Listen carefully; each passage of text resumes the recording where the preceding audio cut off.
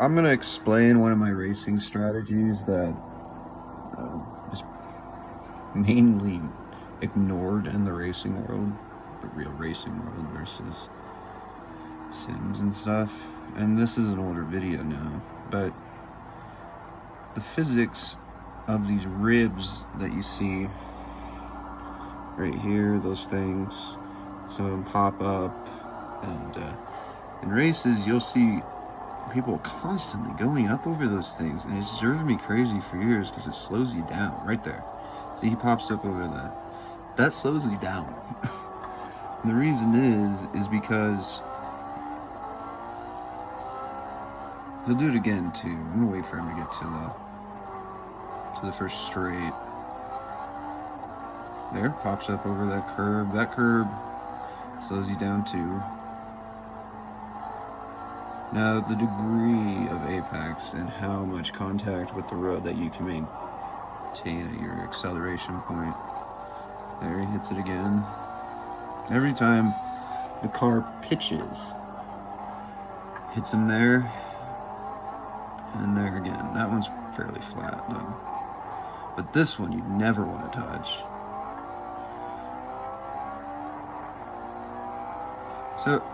So what's happening is the car's tire is the rear tire.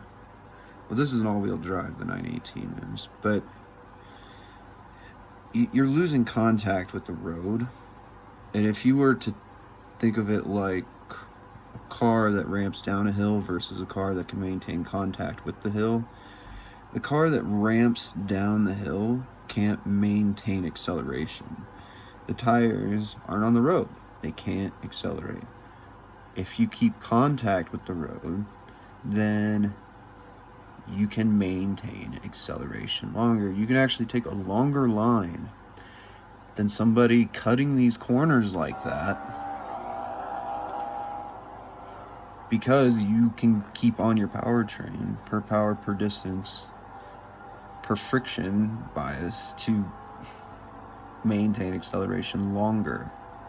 And so it's all about how long you can maintain acceleration. How much average speed you have in the corner correlates to your friction coefficient. And you'll see him every time he hits one of these corners, he slows down. Maybe you guys aren't sensitive enough to see it, but I definitely do. He's so much quicker out of the turn when he doesn't go up in the rib there. But then wait for him to hit another rib, and you'll see like the same pitch of turn, and he'll be slowing down. He'll be, or even, God forbid, maintaining an average speed. Because you always want to be accelerating. You want to brake just enough to where you hit a number that you can accelerate again out of. See? It slows down. It's because his tires, just like that, like taking a jump, it all accumulates to less friction and less horsepower per foot of an apex. I don't really know how to really properly explain it, but this is one reason why I've always been quicker than everybody in racing sims, is because I understand this. And you'll rarely ever see me when I'm playing these games taking the curb. I'm always in a proper line. And when you play online with people, or you watch these races, everybody's cutting these corners. And there are a few instances where cutting a corner and losing traction might be a little bit more advisable, but it's extremely rare. But in races, those little ribs, that rumble strips that go brrr, that's an accumulation of loss of friction and traction too.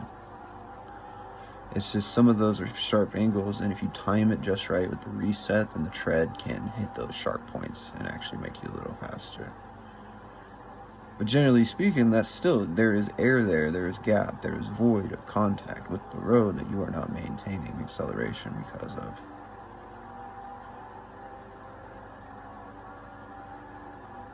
And you just see how much quicker out of a turn he is, because he's not taking those bumps, he's not losing contact with the road. versus, can I quality on this? Why is it at 380?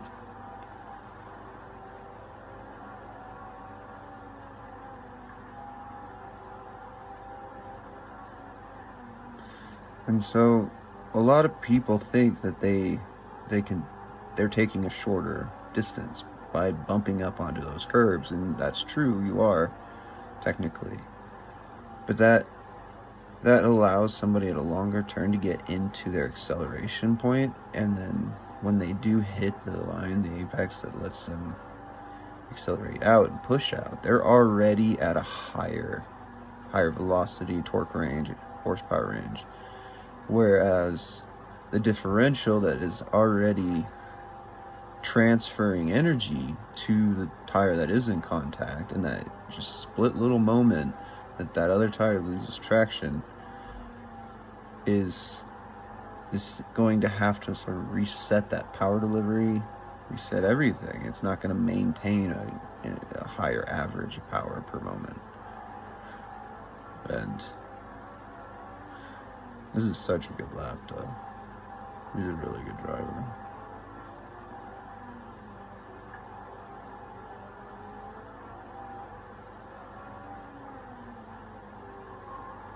That last turn is really tricky,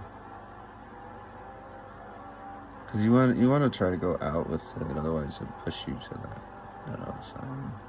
There, that turn right there. That's one of the few instances, because of the angle of the camber of the road, we're going over that curb necessarily won't slow you down.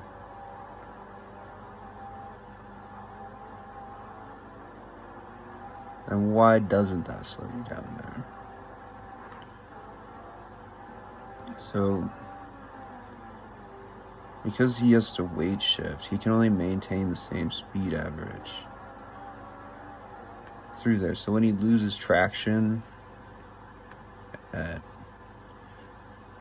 because the apex here is even, except the camber, the pitch of the road angles and sort of compensates for that lack of traction. It's really hard to, because then you have to take a really early apex then to compensate for that, which then brings you out. And so the line distance and powertrain all average out for that one explicit turn where it's okay to take that bump.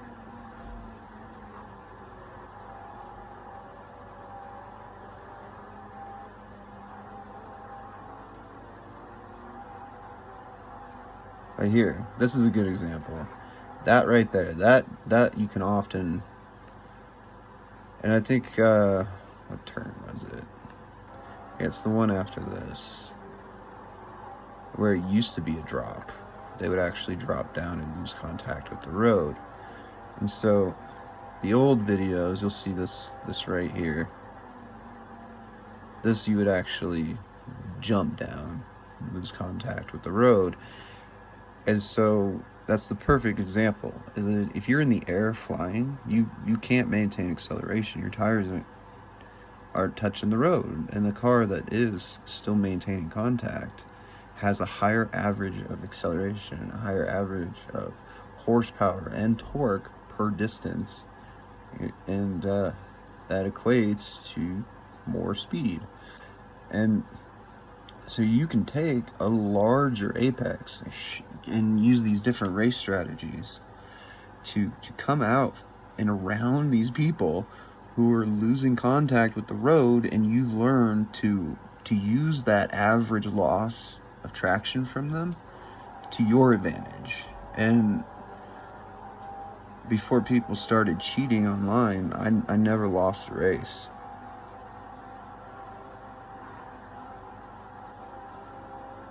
And now they modify your tunes and stuff, and I don't even play with people online anymore.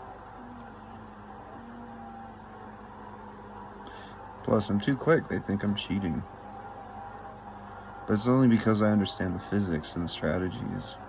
I mean, I watched a video of Formula 1 drivers. They didn't even know what an apex was. They couldn't define it. They didn't understand that it's it's not just the shortest distance, it's more of a coefficient or differential of high speed and your lateral g-force, and then the distance of the shortest distance around the turn, which actually isn't the shortest distance around a turn because you come from the outside. So that's your high speed average. You break into that, and then it allows you to carry as much lateral g to maintain a higher average speed. And apexes are variable based on your driving strategy and the performance of the vehicle and your mass and weight displacements, camber as well. But with all the cars, they all have like all sorts of differential technology now, and a lot of those old strategies that I learned, they're not as viable. There he is off the ground again. So much slower. Even though that's a tricky section, it's so tricky. And then he's braking before the time. What the Anyway, the 918 though is so fast.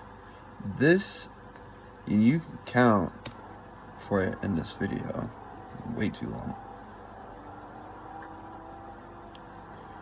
But this right here is where that line.